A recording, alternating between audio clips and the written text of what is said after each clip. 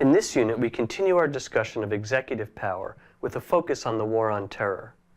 We'll also look at the executive's role in the legislative process, the non-delegation doctrine, the line item veto, executive privileges and immunities, and impeachment of the president. There's lots to cover, and all of it is both controversial and timely. Some of you might be too young to remember much about the 9/11 attacks. Many of you who are a bit older, like me, saw your world turned upside down on that bright blue morning in 2001. I was working at a law firm in Newark at the time. I'll never forget the first confusing news reports, and then literally stumbling out of my office into the hallway after realizing that the nation was under attack. I could see the smoke rising from the Twin Towers belching into the sky across the river, while the folks in the parking lot frantically tried to accommodate the sudden rush of evacuating office buildings. My wife and I watched the towers fall on live TV. The next day, when travel and economic activity shut down, I took my kids, who were little at the time, to the playground. They were happy, oblivious to the eerie, somber silence. No planes on the sky, few cars on the road, everyone scared and jittery. That Sunday, I helped lead a worship service at my church, still not sure whether more attacks were coming, knowing that at least 2 people in our congregation had been killed in the Twin Towers, yet wanting to play at least a small part in bringing back some hope and stability to our community. Probably one of the hardest things I ever had to do in my life.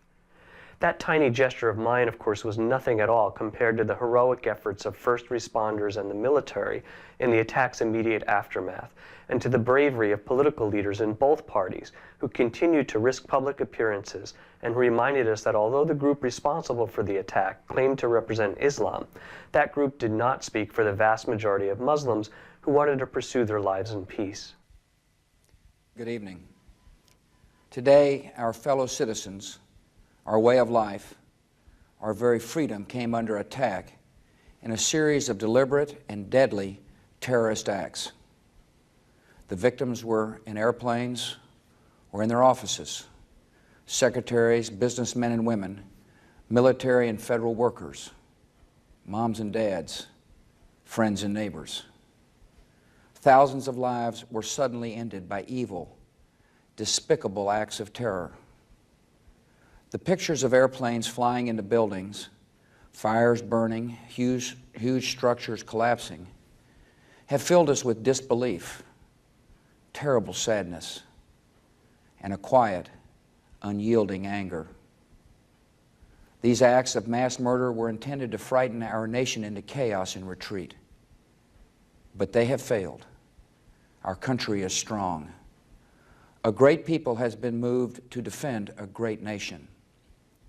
Terrorist attacks can shake the foundations of our biggest buildings, but they cannot touch the foundation of America. These acts shattered steel, but they cannot dent the steel of American resolve.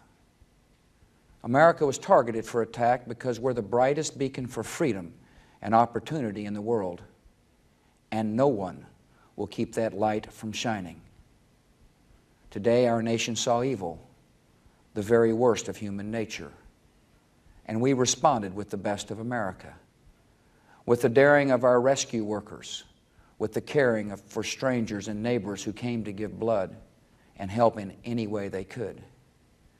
Immediately following the first attack, I implemented our government's emergency response plans. Our military is powerful and it's prepared. Our emergency teams are working in New York City and Washington, D.C. to help with local rescue efforts. Our first priority is to get help to those who have been injured and to take every precaution to protect our citizens at home and around the world from further attacks. The functions of our government continue without interruption. Federal agencies in Washington, which had to be evacuated today, are reopening for essential personnel tonight and will be open for business tomorrow. Our financial institutions remain strong, and the American economy will be open for business as well.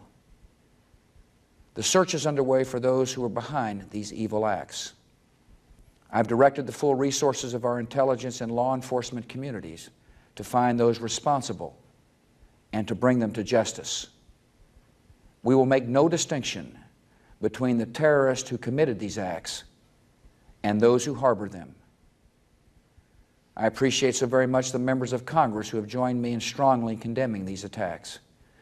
And on behalf of the American people, I thank the many world leaders who have called to offer their condolences and assistance. America and our friends and allies join with all those who want peace and security in the world, and we stand together to win the war against terrorism. Tonight I ask for your prayers for all those who grieve, for the children whose worlds have been shattered, for all whose sense of safety and security has been threatened. And I pray they will be comforted by a power greater than any of us, spoken through the ages in Psalm 23. Even though I walk through the valley of the shadow of death, I fear no evil, for you are with me. This is a day when all Americans from every walk of life unite in our resolve for justice and peace. America has stood down enemies before, and we will do so this time. None of us will ever forget this day, yet we go forward to defend freedom and all that is good and just in our world. Thank you. Good night, and God bless America. But mixed in with the immediate sense of unity and heroism, there were hard choices that would test and sometimes snap the constitutional bonds that we hope shape and constrain us even in, indeed especially in, times of severe crisis.